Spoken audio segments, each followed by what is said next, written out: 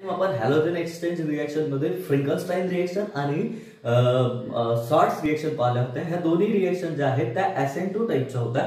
पण ह्या दोन्ही रिएक्शन पाहून झाल्यानंतर माझ्या असं लक्षात आलं की बऱ्याच लोकांना SN2 आणि SN1 रिएक्शन जे आहे ते डिफरन्शिएट करता येत नाही. ऍक्च्युअल मध्ये SN1 आणि SN2 हा जो पार्ट आहे हा आपला क्लासमध्ये झाला होता, पण आपल्याला परतही त्याला थोडंसं रिकॉल करावं असं मला वाटतंय. तर दॅट्स वाय मग आपण आज परत एकदा SN2 आणि SN1 रिएक्शन जे आहे ते पाहणार आहोत. तर सगळ्यात आधी मी SN2 रिएक्शन घेतोय आणि SN2 ला लिहिताना काही आपण अशा प्रकारे लिहित असतो SN2. ओके, ते SN2 चं मीनिंग काय होतं ते इथे थोडंसं उर्दू सारखं याचं मीनिंग आपल्याला लिहायचं आहे. उर्दू मध्ये जसं उलट वाचलं जात असते तसंच काहीच आहे हे. इथे 2 मीन्स बायमॉलिक्युलर होतंय. आता बायमॉलिक्युलर काय होतं हे मी तुम्हाला पुढे सांगण्याचा प्रयत्न करतो. तर 2 means bimolecular, N means nucleophile. Okay, N means nucleophile. Okay, N means nucleophile. Okay, आता न्यूक्लियोफाइल कोणाला म्हणायचं तर आपण म्हणत असतो nucleophile means negative charge species असं आपण म्हणतो. ओके, न्यूक्लियोफाइल म्हणजे निगेटिव्ह चार्ज स्पेसिस आणि न्यूक्लियोफाइल म्हणजे आपण असंही म्हणतो की जो न्यूक्लियस कडे अट्रॅक्ट होतो. ओके, न्यूक्लियोफाइल न्यूक्लियस कडे अट्रॅक्ट होणारा.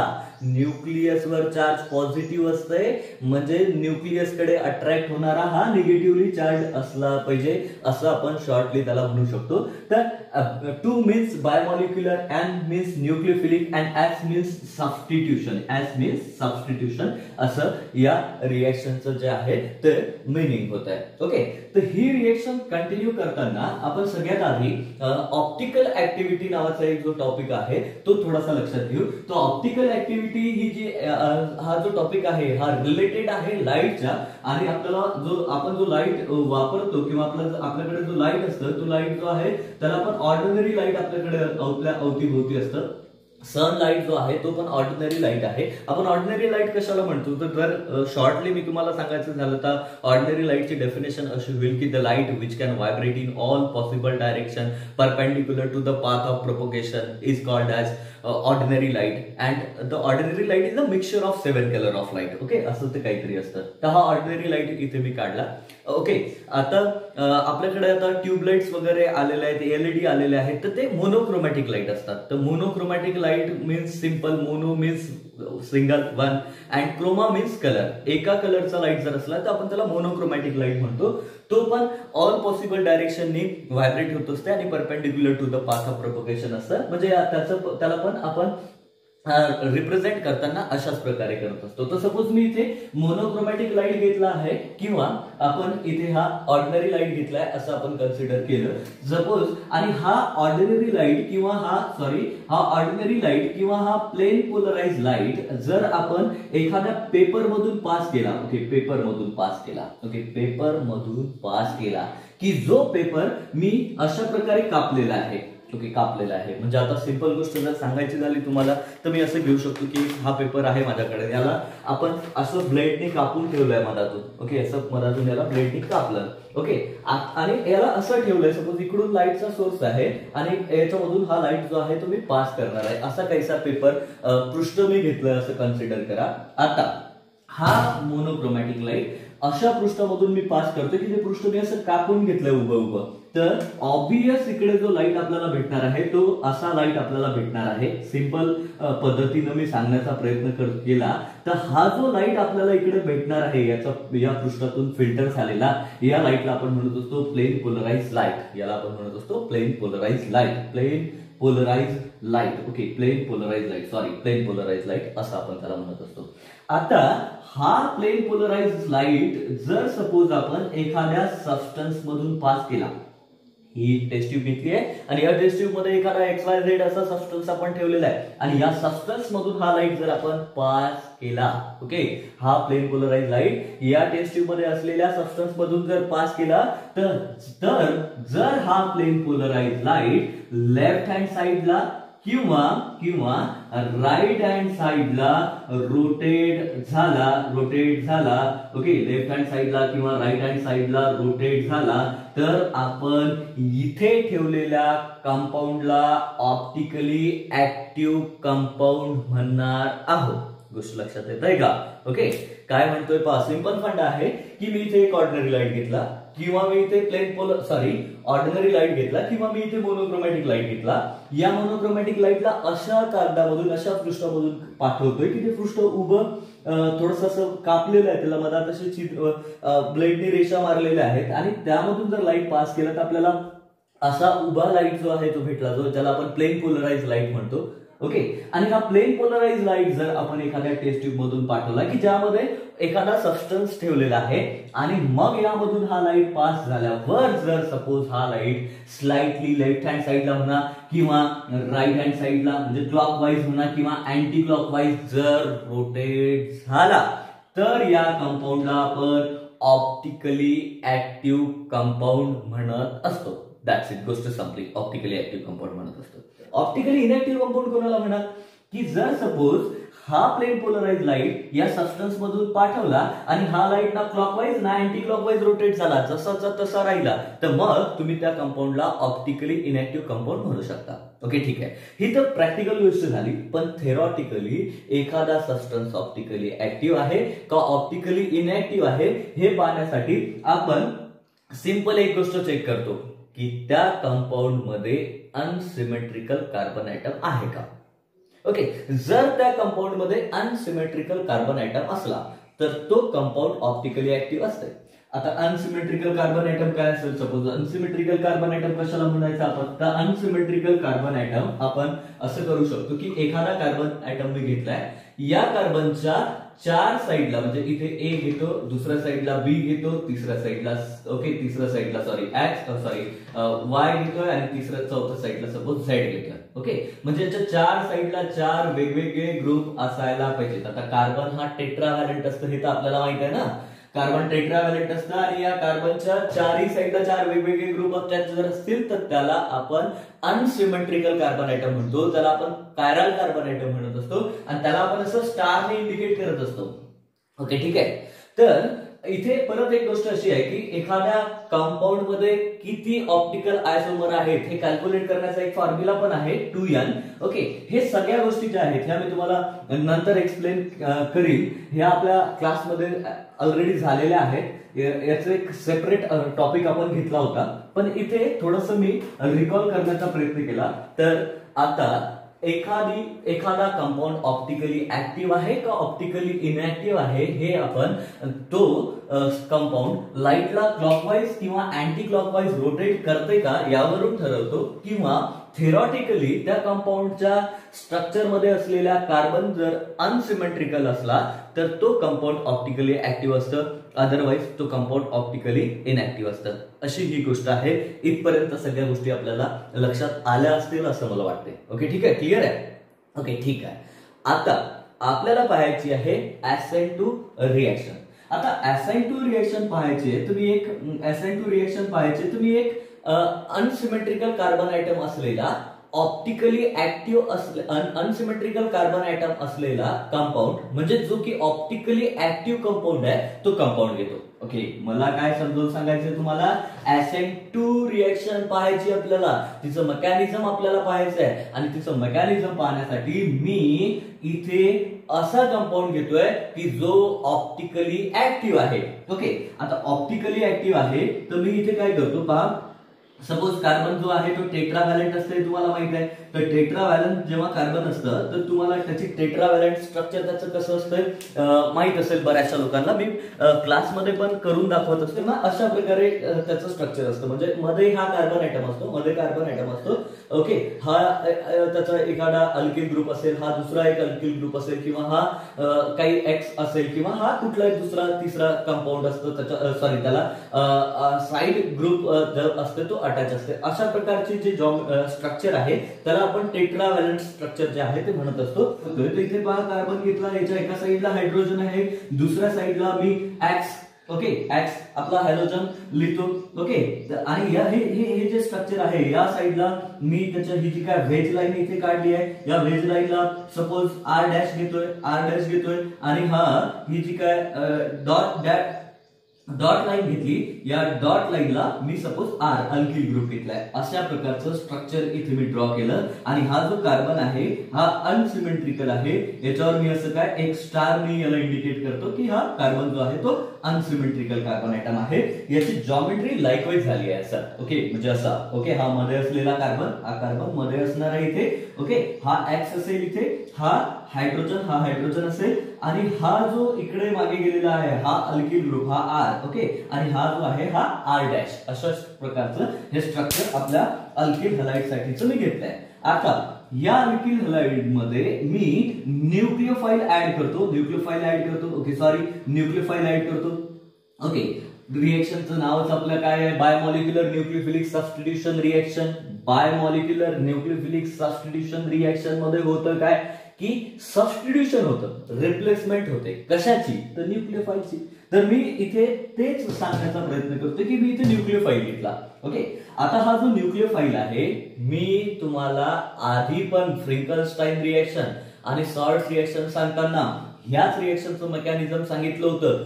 परतही एकदा डिटेल मध्ये हे मेकॅनिझम तुम्हाला सांगतो. याला रिलेटेड क्वेश्चन पण आपण SN1 आणि SN2 च्या संदर्भातले आपण आज इथे पाहणार आहोत. ते थोडंसं लक्षात घ्या, एकदम सोपा टॉपिक आहे आणि खूप महत्वाचा टॉपिक आहे. तर हा जो न्यूक्लियोफाइल आहे, हा न्यूक्लियोफाइल या एक्स न्यूक्लियोफाइलला जो आहे तो रिप्लेस करणार आहे, असं काहीतरी होणार आहे. तर हा न्यूक्लियोफाइल या कंपाऊंडवर, या सबस्ट्रेटवर अटॅक करेल, तर तो त्या या सबस्ट्रेट मध्ये असलेल्या पॉझिटिव्ह सेंटरवर अटॅक करायला पाहिजे. बिकॉज हा न्यूक्लियोफाइल जो आहे तो निगेटिव्हली चार्ज आहे. मग तुम्ही या अल्किल हलाइडकडे पाहिल्यावर तुमच्या असं लक्षात यायला पाहिजे की असं लक्षात यायला पाहिजे का हा हायड्रोजन जो आहे तो निगेटिव्हली चार्ज आहे आणि हा कार्बन जो आहे तो पॉझिटिव्हली चार्ज आहे. त्याचं रिझनिंग असं आपण म्हटलं होतं की कार्बन आणि हॅलोजन हे दोघं पण इलेक्ट्रोनिगेटिव्ह आहेत. पहा, कार्बन आणि हॅलोजन दोन्ही पण एलिमेंट्स जे आहेत, कार्बन आणि हॅलोजन हे इलेक्ट्रोनिगेटिव्ह आहेत. ओके, आपण पहा आपला पिरियडिक टेबलवर असलेले एलिमेंट्स जे आहेत, तर आपण 4 ब्लॉक मध्ये आपण त्याला डिवाइड केलं होतं. S block element, D block element, P block element आणि F ब्लॉक एलिमेंट असं ते असतं.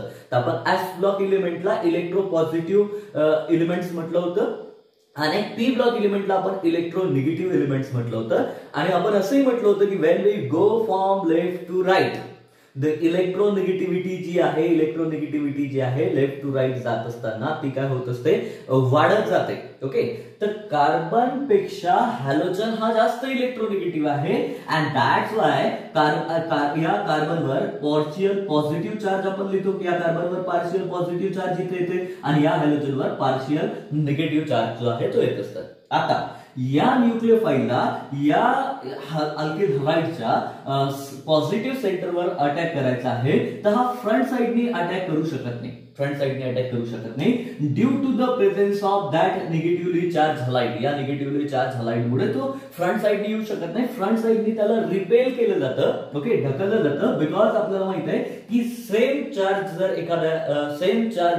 जर असेल तर सेम चार्ज वाले एकमेकाला काय करत असतात? रिपेल करत असतात. ओके, अँड दॅट्स वाय हा न्यूक्लियोफाइल एक दुसरा वे इथे काय करणार आहे? चूज करणार आहे आणि तो बॅक साइडनी या सबस्टन्सवर काय करणार आहे? अटॅक करणार आहे. बॅक साइडने अटॅक करणार आहे. ओके,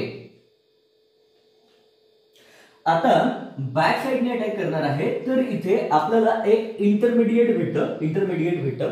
ओके, इंटरमिडिएट भेटतं की ज्यामध्ये आपला हा न्यूक्लियोफाइल बॅक साइडनी अटॅच झालेला आहे कार्बनला. ऍट द सेम टाइम हा जो एक्स आहे हा आपण इथे डिटॅच होताना दाखवतो आणि हे जे काय हा हायड्रोजन, हा अल्किल ग्रुप आणि हा अल्किल ग्रुप जे आहेत हे एका प्लेन मध्ये आलेले आपण इथे दाखवतो. जसं की हायड्रोजन, ओके, हा एक आर अल्किल ग्रुप आणि हा आर डॅश म्हणजे हा दुसरा एखादा अल्किल ग्रुप असेल. तर इथे होतोय काय पहा, लक्षात घ्या. ओके, तर सपोज मी हे जे काय स्ट्रक्चर इथे काढलं होतं, तर त्याच्यामध्ये सपोज हे असं स्ट्रक्चर आपण घेतलं होतं. हे अशा टाईपचं स्ट्रक्चर होतं आपलं की हा टेट्राहेड्रल स्ट्रक्चर होतं. आता या टेट्राहेड्रल स्ट्रक्चर मध्ये हा न्यूक्लियोफाइल बॅक साइडने येतोय. ओके, काय होतं? बॅक साइडने येतोय. हे बॅक साइडने. ओके, तर हे जे काही टेट्राहेड्रल स्ट्रक्चर मी इथे दाखवलं होतं या अल्किल हलाइडच्या संदर्भातलं, आता हा जो न्यूक्लियोफाइल आहे, ओके, हा बॅक साइडने अटॅक करतोय. आता बॅक साइडने हा इथे अटॅक करतोय म्हटल्यावर काय होईल? हे जे काय ग्रुप आहेत, हे जे काय R डॅश आणि अल्किल ग्रुप आहे, हा जो अल्किल ग्रुप आहे हे एका प्लेन मध्ये येऊन जातील, एका प्लेन मध्ये येतील आणि अशा प्रकारचं स्ट्रक्चर जे आहे ते होणार आहे. ओके, लक्षात घ्या. पहा, ओके, आता इथे हा जो हायड्रोजन आहे हा अल्किल ग्रुप आहे आणि हा अल्किल ग्रुप आहे, हे एका प्लेन मध्ये आलेलं असं स्ट्रक्चर आपल्याला दिसायला पाहिजे. ओके, तर होतंय काय सिंपल, थोडंसं जर व्यवस्थित सांगायचं झालं तर असं म्हणू शकतो, हा न्यूक्लियोफाइल बॅक साइडने आल्यामुळे हे अल्किल ग्रुप इकडे लुटले गेले, रिपेल होतील ते. ओके, आता तुम्ही सरळच गोष्ट घ्या ना, एखाद्या बसमध्ये जर आपण बसलेलो असलो, एखाद्या ठिकाणून जर आपण ट्रॅव्हल करत असलो, आपण तिथे जर गेलो, तिथे जर आपल्याला जागा नसली तर थोडीशी ऍडजस्टमेंट होते की ठीक आहे थोडंसं सरकून बसावं वगैरे. ओके, तेच होत आहे थोडंसं. हा न्यूक्लियोफाइल बॅक साइड येतो त्यामुळे हे अल्किल ग्रुप थोडेसे इकडे सरकले. ओके, आणि आता काय होतं की या ट्रान्झिशन स्टेट मध्ये हे जे काय आहे, हा हायड्रोजन, हा अल्किल ग्रुप आणि हा अल्किल ग्रुप हे एका प्लेन मध्ये आहे. ओके, आणि हा न्यूक्लियोफाइल बॅक साइडनी आहे आणि हा जो हॅलोजन आहे आपला हा फ्रंट साइडनी आहे, असं आपण त्याला म्हणू. ही जी काय इंटरमिडिएट स्टेप इथे तयार झाली तर त्या इंटरमिडिएट स्टेप मध्ये ही बॉन्ड हा ब्रेक होतोय असं मी दाखवतो आणि हा जो बॉन्ड आहे हा बॉन्ड फॉर्म होतोय असं मी इथे म्हणतोय. आणि ही जी ट्रान्झिशन स्टेट आहे ही पेंटाव्हॅलेंट आहे, तिला आपण ट्रान्झिशन स्टेट म्हणतो. ही जी ट्रान्झिशन स्टेट आहे, ही जी इंटरमिडिएट स्टेप आहे, ही पेंटाव्हॅलेंट आहे. हिच्यामध्ये bond formation and bond breaking एकाच वेळेला होत आहे. Bond formation and bond breaking जी आहे ती एकाच वेळेला होत आहे आणि ही जी ट्रान्झिशन स्टेट आहे ती अनस्टेबल आहे. आणखी एक गोष्ट लक्षात घ्यायसारखी अशी आहे की या ट्रान्झिशन स्टेप मध्ये असलेला हा जो कार्बन आहे या कार्बनचा हायब्रिडायझेशन जे आहे ते sp2 आहे. या कार्बनचं हायब्रिडायझेशन sp2 आहे आणि sp2 हायब्रिडाइज कार्बन असल्यामुळे sp2 हायब्रिडाइज कार्बन जो आहे हा आणि sp2 हायब्रिडाइज कार्बन या ट्रान्झिशन स्टेट मधला होण्यासाठी तिथे 120 चा अँगल जो आहे तो लागत असते. असा एक क्वेश्चन मी तुम्हाला लास्ट लेक्चर मध्ये सांगितलं होतं. आपण परत पण त्याला फोकस करूया. सध्या ही जी ट्रान्झिशन स्टेट आहे ही पेंटाव्हॅलेंट आहे, अनस्टेबल आहे आणि रेडिली डिकम्पोज आहे. ही प्रोडक्ट मध्ये डिकम्पोज होते. तर होतंय काय, हा न्यूक्लियोफाइल, ओके, हा कार्बन, ओके, वर हा हायड्रोजन आणि हा न्यूक्लियोफाइल आता एका प्लेन मध्ये येऊन जातील आणि हे अल्किल ग्रुप हा हॅलोजन निघून गेल्यावर हे अल्किल ग्रुप बॅक साइडने चालले जातील. म्हणजे आपल्याला स्ट्रक्चर जे आहे ते लाईकवाईज आपल्याला भेटायला पाहिजे. मी काय, हा एक अल्किल ग्रुप आणि हा दुसरा एक अल्किल ग्रुप. मी थोडंसं व्यवस्थित नाही दिलं तिथे. तर अशा प्रकारे हे स्ट्रक्चर आपल्याला भेटायला पाहिजे. तर या स्ट्रक्चर मध्ये इथून आपण हा हॅलोजन जो आहे हा रिमूव्ह केल्यावर हा जो न्यूक्लियोफाइल आहे हा बॅक साइडने आल्यामुळे इथे जे काय जॉमेट्रिकल चेंज झाला, म्हणजे जो काय स्ट्रक्चरल चेंज झालेला इथे, तर याला आपण म्हणत असतो इन्व्हर्शन इन कॉन्फिगरेशन. इन्व्हर्ट होणं म्हणजे उलट होणं. ओके, आणि कॉन्फिगरेशन म्हणजे 3 डायमेन्शनल अरेंजमेंट जी असते एखाद्या ऍटमच्या अवतीभोवतीची, त्याला आपण कॉन्फिगरेशन म्हणत असतो. तर इथे काय झालं, इन्व्हर्शन इन कॉन्फिगरेशन झालं. इन्व्हर्शन इन कॉन्फिगरेशन म्हणजे उलट झालं. म्हणजे काय झालं, आणखी एकदा थोडंसं लक्षात घ्या. हा जो काय हालाइट आपण घेतला होता, या हालाइट मध्ये न्यूक्लियोफाइल जो आहे तो या साईडला होता इथे. म्हणजे न्यूक्लियोफाइल म्हटल्यापेक्षा आपण हा हॅलोजन म्हणूया. हॅलोजन पण इथे न्यूक्लियोफाइलच आहे. तर हा न्यूक्लियोफाइल हा हॅलोजन या साईडला होता सबस्ट्रेट मध्ये. प्रोडक्ट मध्ये काय झालं, तर प्रोडक्ट मध्ये न्यूक्लियोफाइल हा उलट्या साईडने आला, म्हणजे त्याच्या अपोजिट साईडने आला आणि दॅट्स वाय आपण त्याला इन्व्हर्शन इन कॉन्फिगरेशन म्हणतो. ओके, तर अशा टाईपची ही जी आहे ही आपली ऍसेंट टू रिएक्शन आहे. ओके, ही हिचं मेकॅनिझम आहे. या स्टेप मध्ये या रिएक्शनच्या मेकॅनिझम मध्ये ही जी स्टेप आहे, ही स्टेप जेव्हा बॅक साइडने न्यूक्लियोफाइल अटॅक करतो ती ही स्लो स्टेप आहे आणि हिला आपण रेट डिटरमाइनिंग स्टेप असंही म्हणत असतो. ओके, आणि ही जी स्टेप आहे ही फास्ट स्टेप आहे. इथे इझिली डिकम्पोज होते प्रोडक्ट मध्ये आणि फास्ट स्टेप आहे. अशा प्रकारे ही आपली ऍसेंट टू रिएक्शनचं मेकॅनिझम आहे. आता मेकॅनिझम असतं काय, तर मेकॅनिझम हा 5 वे असतं. 5 वे की रिएक्शन कशा प्रकारे होत आहे. ओके, रिएक्शन कशा प्रकारे होत आहे त्याला आपण 5 वे म्हणतो. तर हे रिएक्शनचं मेकॅनिझम आहे हा 5 वे आहे की by this way this reaction carried out. That by this way this reaction is proceed on. Okay, अशी ही रिएक्शन होते, हा एक पाथ आहे. आणि ह्या सगळ्या गोष्टी ज्या आहेत ह्या हायपोथेटिकल आहेत, इमॅजिनरी आहेत, की ठीक आहे बाबा हा बॅक साइडने येतोय, हा फ्रंट साइडने निघून जातोय. ह्या सगळ्या गोष्टी आपण इमॅजिन केल्यात, अज्युम केल्यात की हे असं होत असलं पाहिजे. आणि हो, या अशा गोष्टी आपण इमॅजिन केल्या, अज्युम केल्या आणि अशा प्रकारे बऱ्याचशा रिएक्शन होतातही असं आपण सध्या तरी कन्सिडर करतो. ओके, ठीक आहे. तर आता या असाइन टू रिएक्शन मेकॅनिझमच्या संदर्भातले काही इम्पॉर्टंट गोष्टी, काही इम्पॉर्टंट पॉइंट्स जे आहेत ते आपल्याला लक्षात ठेवायचे. काही इम्पॉर्टंट पॉइंट्स आपल्याला लक्षात ठेवायचे आहेत. मी ही असाइन टू रिएक्शन तुम्हाला आज सांगतो. मी तुम्हाला परत हिचे इम्पॉर्टंट पॉइंट्स पण सांगतो. मी हिचे काही क्वेश्चन पण तुम्हाला सांगतो. परत मी तुम्हाला SN1 रिएक्शन पण डिटेल मध्ये परत ब्रीफ मध्ये पुढच्या लेक्चर मध्ये सांगणार आहोत. आणि सोबतच तिचे पण इम्पॉर्टंट पॉइंट आणि तिचे पण क्वेश्चन मी तुम्हाला करून देईल. आणि वाटल्यास तर आपण परत एक क्लास घेऊ की ज्यामध्ये SN1 आणि SN2 ला आपण कम्पेअर करू. ओके, तर इथे आपल्याला काही इम्पॉर्टंट पॉइंट्स पाहायचे आहेत SN2 रिएक्शनच्या संदर्भातलं. तर पहा, पहिला SN2 रिएक्शनच्या संदर्भातला पहिला इम्पॉर्टंट पॉइंट एक असा मी घेतो इथे. सॉरी, एक इम्पॉर्टंट पॉइंट आपण असा घेऊ की या रिएक्शनचा रेट, ओके, या रिएक्शनचा रेट कोणाचा, SN2 रिएक्शनचा रेट जो आहे तो डायरेक्टली प्रोपोर्शनल असतं टू द कॉन्सन्ट्रेशन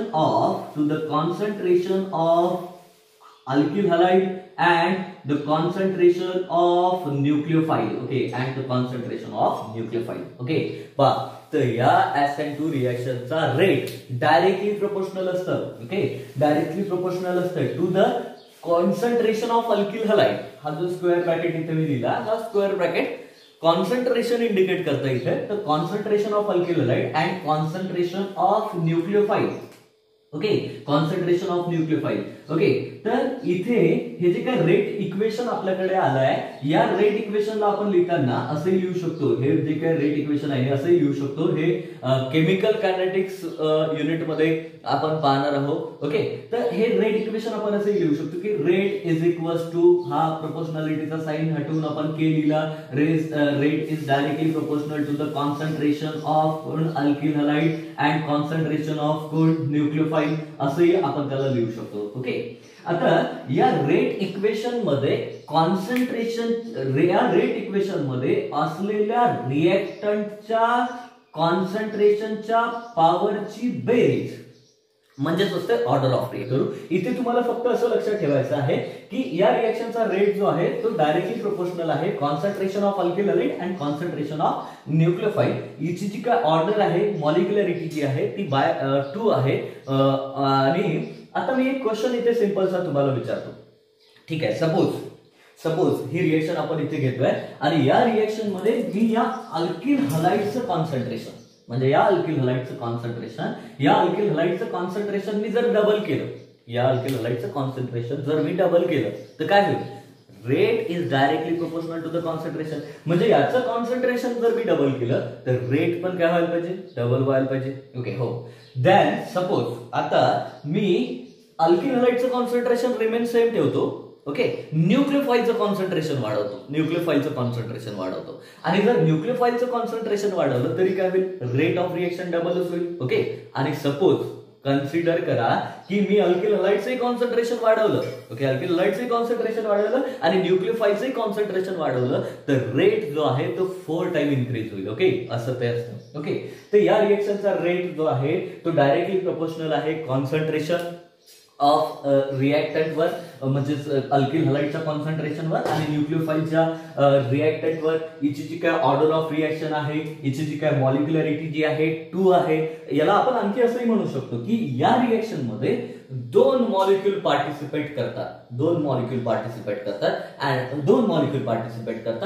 म्हणजे 2 मॉलिक्यूल कुठले बरं? हा एक न्यूक्लियोफाइल एक असं कन्सिडर करा आणि हा एक अल्किल हलाइड. हे दोघेही असल्याशिवाय ही रिएक्शन फॉरवर्ड जात नाही आणि म्हणून या रिएक्शनला आपण बायमॉलिक्युलर रिएक्शन असंही म्हणत असतो. असंही तुम्ही म्हणू शकता. ओके, ही झाली, ह्या 2 गोष्टी झाल्या या रिएक्शनच्या संदर्भातली. परत एक गोष्ट अशी आहे की या रिएक्शन मध्ये जर तुम्ही या रिएक्शनचं मेकॅनिझम पाहिलं तर या रिएक्शनच्या मेकॅनिझम मध्ये ही जी ट्रान्झिशन स्टेट आहे, या ट्रान्झिशन स्टेट मध्ये bond formation and bond breaking एकाच वेळेला होत आहे. Bond formation and bond formation एकाच वेळेला होत आहे. म्हणजे ही रिएक्शन एक सिंगल स्टेप रिएक्शन आहे. या ही रिएक्शन कशी आहे, सिंगल स्टेप रिएक्शन आहे, म्हणजे एकच स्टेप याच्यामध्ये होत आहे. बरेचसे लोक इथे कन्फ्युज होतात की रिएक्शनचं नाव SN2, रिएक्शन मध्ये स्टेप किती आहे, तेव्हा हो रे. ओके, रिएक्शनचं SN2 नाव आणि या रिएक्शन मध्ये असलेल्या स्टेपचा काही संबंध नाही आहे.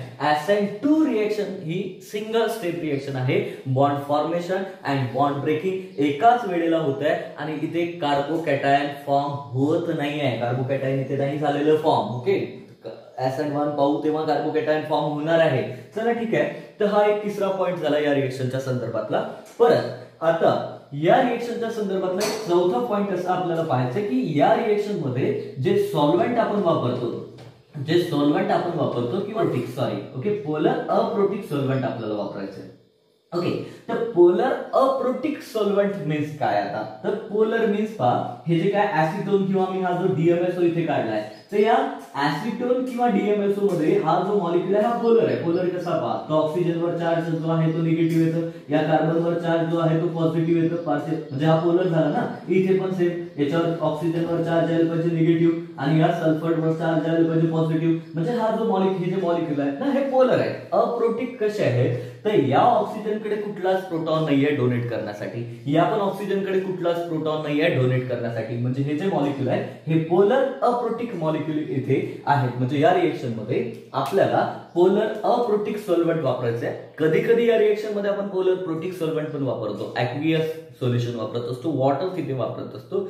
त्याचं रिझन काय आहे? ओके, तर त्याचं रिझन असं आहे की त्या रिएक्शन मध्ये ड्रायव्हिंग फोर्स थोडा वेगळा असतो. ओके, तर ते पण मी तुम्हाला स्पेशली एखाद्या वेळेस परत सांगेल. त्याच संदर्भातलं एक एक्झाम्पल शॉर्ट्स रिएक्शन आहे. शॉर्ट्स रिएक्शन SN2 टाइपची रिएक्शन आहे. त्या रिएक्शन मध्ये आपण polar aprotic solvent DMSO acetone वापरला दॅट. ओके, पण आपण तिथे शॉर्ट्स रिएक्शन मध्ये water as a polar protic solvent पण वापरू शकतो. ओके, आता मला काही लोकांनी परत असा क्वेश्चन विचारला की सर ठीक आहे, आपण शॉर्ट्स रिएक्शन मध्ये पोलर अप्रोटिक सॉल्व्हेंट वापरतो, ती SN2 रिएक्शन आहे, तिथे तुम्ही म्हणता की पोलर प्रोटिक सॉल्व्हेंट वापरलं तरी चालते, तर का वापरायचं पोलर प्रोटिक सॉल्व्हेंट किंवा पोलर प्रोटिक सॉल्व्हेंट का वापरायचं? तर पोलर प्रोटिक सॉल्व्हेंट वॉटर आहे. इंडस्ट्रियल स्केलवर जर तो सबस्टन्स आपल्याला प्रिपेअर करायचा असेल तर वॉटर जे आहे ते ऍसिटोन आणि DMSO पेक्षा आपल्याला स्वस्त पडतं आणि दॅट्स वाय आपण तिथे वॉटर वापरू शकतो जर तिथे ती रिएक्शन होत असेल तर. ओके, त्या गोष्टीवर आपण सध्या बोलणार नाही आहे. Okay, sorry. तर या रिएक्शनच्या संदर्भातला पहिला महत्वाचा पॉइंट असा आहे की रेट डायरेक्टली प्रोपोर्शनल आहे कॉन्सन्ट्रेशन ऑफ रिएक्टंटवर. ओके, ऑर्डर ऑफ रिएक्शन आणि मॉलिक्युलरिटी जी आहे ती 2 आहे, म्हणून हिला बायोमॉलिक्युलर रिएक्शन म्हणतो आपण. ओके, सिंगल स्टेप रिएक्शन आहे, एका स्टेप मध्ये रिएक्शन होईल, म्हणजे बॉन्ड फॉर्मेशन आणि बॉन्ड ब्रेकिंग एकाच वेळेला होत आहे. सॉल्व्हेंट जे आहे ते आपल्याला पोलर प्रोटिक सॉल्व्हेंट या रिएक्शनच्या संदर्भातलं वापरायचं आहे. Steric crowd, 1 steric crowd. आता स्टेरिक क्राउड काय आहे हा पॉइंट पण महत्वाचा आहे. स्टेरिक क्राउड काय? तर सपोज या रिएक्शन मध्ये जे मेकॅनिझम आपण पाहिलं त्या मेकॅनिझम मध्ये हा न्यूक्लियोफाइल बॅक साइडने अटॅक करतो आणि या बॅक साइडनी जर हे जे काही ग्रुप आपण घेतले हे ग्रुप जर बल्की ग्रुप असतील, जाडे ग्रुप असतील, एकदम बल्की ग्रुप असतील, तर या न्यूक्लियोफाइलला बॅक साइडने अटॅक करता येणार नाही. ओके, बॅक साइडने अटॅक करता येणार नाही. म्हणजे जेवढा या मॉलिक्यूल मध्ये स्टेरिक क्राउड वाढेल बॅक साइडने, तेवढा या न्यूक्लियोफाइलचा अटॅक जो आहे तो इम्पॉसिबल होत जाईल, म्हणजे जड होत जाईल. आणि म्हणून इथे रेट जो आहे तो स्टेरिक क्राउड वर पण डिपेंड आहे असं पण आपण म्हणतो. आणि त्यासाठी इथे मी असं तुम्हाला सांगतो की super primary alkyl halide. Okay, super primary. Okay, primary आणि सुपर प्रायमरी मध्ये मी फरक सांगितला होता. सुपर प्रायमरी अल्किल हलाइड किंवा मी सरळ असे म्हणतो त्याला 0 डिग्री मध्ये. ओके, 0 डिग्री मध्ये SN2 रिएक्शन जी आहे ती जास्त फेवरेबल आहे. ओके, SN2 रिएक्शन जी आहे ती प्रायमरी अल्किल हलाइड मध्ये ठीक-ठाक होत आहे अँड देन ती कमी कमी होत जाते सेकंडरी आणि टर्शरी मध्ये. तर फेवरेबल काय आहे तर सुपर प्रायमरी किंवा 0 डिग्री अल्किल हलाइड जे आहेत ते फेवरेबल आहेत SN2 रिएक्शनच्या संदर्भात. आता ते कसे? सपोज मी सुपर प्रायमरीचं एक एक्झाम्पल घेतो. सपोज मी काय घेतला ओके हा मिथिल हलाइड घेतला ओके मिथिल हलाइड घेतला तर या मिथिल हलाइडच्या या तीन साइडला बॅक साइडला तिन्ही हायड्रोजन आहे ओके हा हलाइड या कार्बनला अटॅच आहे हा कार्बन कुठल्याच कार्बनला अटॅच नाही या तिन्ही हायड्रोजन याला अटॅच आहे मग याला आपण सुपर प्रायमरी कार्बन ॲटम म्हणतो किंवा याला 0 डिग्री कार्बन ॲटम म्हणूया आपण तर अशा केस मध्ये साइडनी नसल्यामुळे इथे SN2 रिएक्शन मोर फेवरेबल आहे इथे चांगल्या प्रकारे SN2 रिएक्शन जी आहे ती व्हायला पाहिजे आता आणखी पण एक फॅक्टर SN2 रिएक्शनच्या संदर्भातली एक गोष्ट आपल्याला परतही लक्षात ठेवायचं आहे की या रिएक्शन मध्ये जो न्यूक्लियोफाइल जो आपण वापरतोय हा न्यूक्लियोफाइल स्ट्रॉंग न्यूक्लियोफाइल असला पाहिजे आणि जो न्यूक्लियोफाइल निघून जात आहे तो न्यूक्लियोफाइल वीक न्यूक्लियोफाइल असला पाहिजे म्हणजे हा न्यूक्लियोफाइल गुड लिव्हिंग ग्रुप असला पाहिजे आता गुड लिव्हिंग ग्रुप कोण असू शकते कुठला न्यूक्लियोफाइल गुड असेल लिव्हिंग ग्रुपच्या संदर्भात कुठला न्यूक्लियोफाइल इझिली निघून जातं तर आपल्याला माहित आहे की एखाद्या न्यूक्लियोफाइलची साईज जेवढी मोठी असेल जेवढी त्याची साईज मोठी होईल तेवढं त्या कार्बन आणि हॅलोजनच्या मधातला बॉन्ड लेंथ जी आहे ती लॉंग होईल आणि जेवढी बॉन्ड लेंथ लॉंग राहील तेवढा तो बॉन्ड इझिली काय होईल ब्रेक होईल ओके बरोबर आहे तर लिव्हिंग ग्रुपच्या बाबतीत आपल्याला असं लक्षात ठेवायचं आहे की मी असं लिहितो कार्बन आणि आयोडीनच्या मधातला बॉन्ड जो आहे तो इझिली ब्रेक होतं म्हणजे हा SN2 रिएक्शन फास्ट दाखवेल alkyl iodide SN2 reaction fast दाखवेल देन त्याच्यापेक्षा कमी अल्किल ब्रोमाइड जो आहे तो दाखवेल ओके अँड देन त्याची साईज जी आहे ती डिक्रीज होत जाईल जसं की मी इथे लिहितो सपोज काय होईल आता त्याच्यानंतर कोण होईल हा अल्किल क्लोराइड त्यापेक्षा कमी आणि सगळ्यात कमी कोण दाखवणार आहे तर अल्किल फ्लोराइड SN2 रिएक्शनला फेवरेबल नाही आहे okay because fluorine is not good leaving group and that's why इथे तशी रिएक्शन होणार नाही SN2 रिएक्शनच्या संदर्भातल्या आपल्याला ज्या आहेत त्या लक्षात ठेवायच्या आहे ओके ठीक आहे तर त्या सगळ्या गोष्टी तुम्हाला लिहून तुम्ही घेतला तर फारच छान कारण इथे काही पिक्चर आपला सुरू नाहीये आपण एखादा पिक्चर मन लावून पाहत असतो एंटरटेनमेंट साठी पाहत असतो त्याच्यामध्ये हिरो हिरोईन ओके गाणं डान्स सगळ्या गोष्टी होत असतात आणि तरी आपल्याला तो आवडत नाही इरिट होतो आपण त्याला मध्ये सोडून देतो इथे तर सायन्स सुरू आहे जे की सामान्य माणसाला समजणार नाही असंच काहीतरी आहे तो मूवी जो बनवला जात असतो तो सगळ्यांना समजला पाहिजे याच्यासाठी बनवला जातोय इथे ह्या सगळ्यांना समजतीलच अशा गोष्टी नाही आहेत ओके वरून केमिस्ट्री आहे वरून ऑर्गॅनिक केमिस्ट्री आहे व्होलाटाईल सब्जेक्ट आहे आणि तुम्ही जर असं माझ्याकडे पाहत राहिले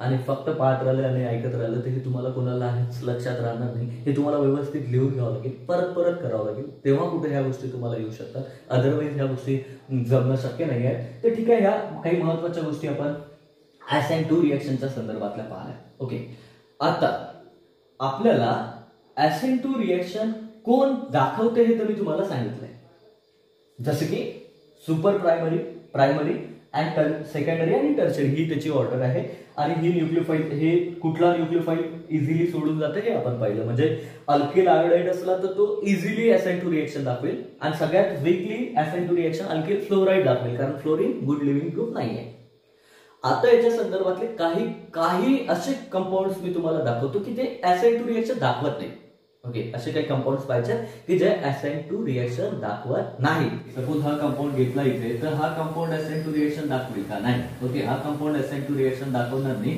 बिकॉज या अल्किल हलाइडच्या बॅक साइडला हे जे काही मिथिल ग्रुप आहेत हे मिथिल ग्रुप बल्की ग्रुप असल्यामुळे स्टेरिक क्राउड वाढल्यामुळे बॅक साइडनी न्यूक्लियोफाइल जो आहे तो या कार्बन पर्यंत पोहोचू शकणार नाही आणि म्हणून हा SN2 रिएक्शन दाखवणार नाही असाच टाईपचं एक आणखी एक्झाम्पल घेतो सपोज असा काही कंपाऊंड घेतलेला आहे हा तो ऑब्वियस आहे SN2 रिएक्शन दाखवणार नाही कारण बल्की ग्रुप तर आता त्याच्यापेक्षा मोठे इथे आहेत तर हा पण SN2 रिएक्शन दाखवणार नाही ओके आपल्याकडे परत सपोज हा एक इथिल फ्लोराइड घेतला तर काय हा इथिल फ्लोराइड SN2 रिएक्शन दाखवेल तर नाही हा SN2 रिएक्शन इथिल फ्लोराइड दाखवणार नाही because fluorine is not good leaving group. फ्लोरीनची साईज छोटी असल्यामुळे तो कार्बनला क्लोरीनची साईज छोटी असल्यामुळे इलेक्ट्रोनिगेटिव्हिटी जास्त असल्यामुळे तो शॉर्ट बॉन्ड तयार करणाऱ्या या कार्बन सोबत, आणि शॉर्ट बॉन्ड असला तर तो इझिली तुटणार नाही, आणि म्हणूनच हा गुड लिव्हिंग ग्रुप नाहीये. ओके, गुड लिव्हिंग ग्रुप नाहीये, आणि म्हणून ही रिएक्शन जी आहे ती SN2 रिएक्शन होणार नाही. ओके, हा कंपाऊंड जो आहे तो SN2 रिएक्शन दाखवणार नाही. ओके, आपल्याकडे परत काही एक्झाम्पल मी SN2 रिएक्शनच्या संदर्भात घेतो. सपोज मी हा एक हलाइड घेतला इथे, सपोज हा क्लोराइड घेतला. आता हा क्लोराइड SN2 रिएक्शन दाखवेल का? हा SN2 रिएक्शन नाही. त्याचं रिझन असं आहे का क्लोरीन कडे लोन पेअर ऑफ इलेक्ट्रॉन असतात, याही क्लोरीन कडे लोन पेअर ऑफ इलेक्ट्रॉन असले पाहिजे. मग हा chlorine lone pair of electron जर या कार्बनला देईल तर इथे काय होतं, इथे partial double bond like character जे आहे ते डेव्हलप होत असतं कार्बन आणि क्लोरीनच्या मध्ये, आणि म्हणून हा बॉन्ड जो आहे तो इझिली ब्रेक होणार नाही, आणि हा क्लोरीन आता गुड लिव्हिंग ग्रुप राहिला नाही जर यांनी लोन पेअर ऑफ इलेक्ट्रॉन खालच्या कार्बनला दिली तर. Double bond like nature carbon आणि क्लोरीनच्या मध्ये झालाय, म्हणून हा पण SN2 रिएक्शन दाखवणार नाही. सेमच गोष्ट इथे होत आहे, हा पण लोन पेअर ऑफ इलेक्ट्रॉन या कार्बनला देईल, कारण हा पण कार्बन जो आहे हा sp2 हायब्रिडाइज आहे. sp2 हायब्रिडाइज कार्बनला जर यांनी लोन पेअर ऑफ इलेक्ट्रॉन दिली तर याचं रेझोनन्स जे आहे ते लाईकवाईज होईल. म्हणजे हा डबल बॉन्ड कधी क्लोरीन आणि कार्बनच्या मध्ये राहील तर कधी इथे राहू शकते, तर असं शिफ्टिंग याचं होईल, आणि याचंही बॉन्डचं याही कार्बन आणि क्लोरीनच्या मधातला बॉन्ड जो आहे तो डबल बॉन्ड लाईक नेचर याचं राहणार आहे, आणि म्हणून हा पण इझिली तुटणार नाही, आणि म्हणून हा पण SN2 रिएक्शन दाखवणार नाही. आपण कंपाऊंड घेतला, हलाइड घेतलाय. आता हा हलाइड SN2 रिएक्शन दाखवणार नाही, कारण न्यूक्लिओफाईल SN2 रिएक्शन मध्ये बॅक साइडने अटॅक करत असते, आणि बॅक साइडने अटॅक करत असताना काय होत असतं की थोडंसं बॅक साइडने जर न्यूक्लिओफाईल येत असेल तर त्याच्या बॅक साइडचे ग्रुप जे आहेत ते त्यांनी थोडीशी त्यांची जागा चेंज करायला पाहिजे. पण हे जे रिंग मध्ये असलेले कार्बन आहेत, आता इथे तर रिंग आहे, रिंग मधले कार्बन किंवा रिंग मधले ग्रुप तर त्याची जागा सोडणार नाही, आणि जर त्यांनी जागा सोडली तर ही रिंग तर ब्रेक होईल ना. मग जर रिंग ब्रेक होऊन जर रिएक्शन होत असेल तर ती रिएक्शन पॉसिबल नाहीये. ओके, तर तिथे जर रिंग ब्रेक होत असेल तर तिथे ब्रेड रूल जो आहे तो असा इम्पॉर्टंट रूल जो आहे तो ब्रेक होईल. ओके, तर इथे पण बॅक साइड अटॅक पॉसिबल नाहीये, आणि म्हणून हा पण SN2 रिएक्शन दाखवणार नाही.